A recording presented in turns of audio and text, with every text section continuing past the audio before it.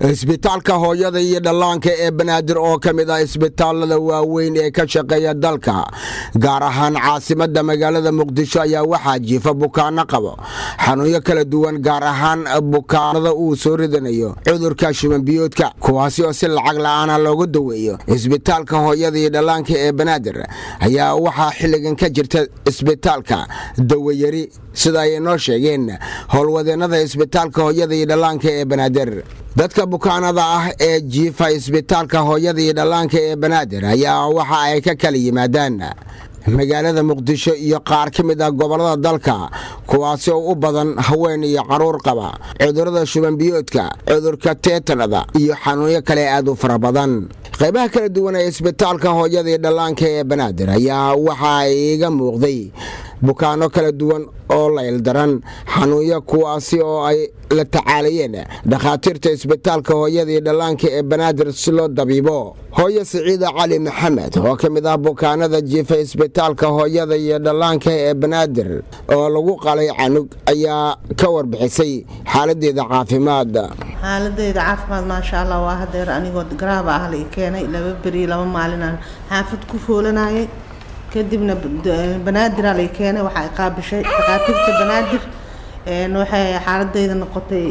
qaliin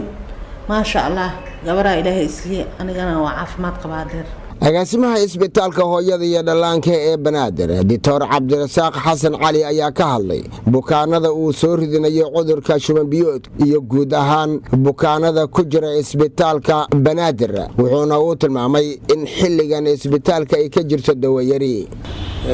muddo isbitaal banaadir runtii 20 sano oo hadda 28 bilaabatay runtii sababkal oo dadka ay ku dirsadeen waa waday si kasta aan ku wadno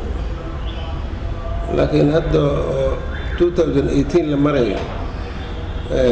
waxaan taaganahay runtii quus mataqaan quusan taaganahay isbitaalka intaas horta oo ummadda u gargaarayay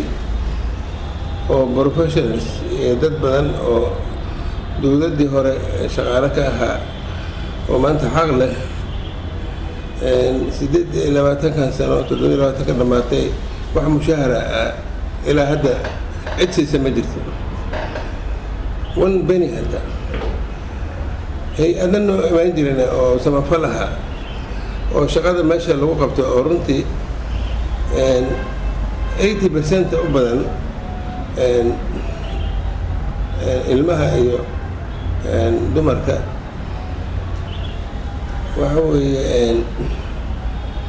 hay-adaha aanu imaan jiray oo runtii wax yar oo transport sii jiray shaqaalaha daawooyina bixin jiray xataa ma haysano maanta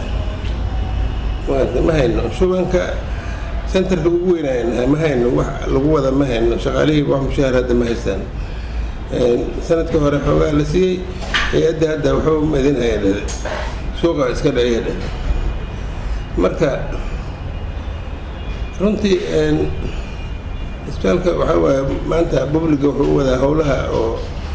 howlo aad u nugul ayuu u wadaa mashaariic badanaa ku yaallo oo aad loogu baahan yahay hataa la wadaa laakiin runtii waxaan soo food saartay in sanadkan 2018 oo aan filaynay in at least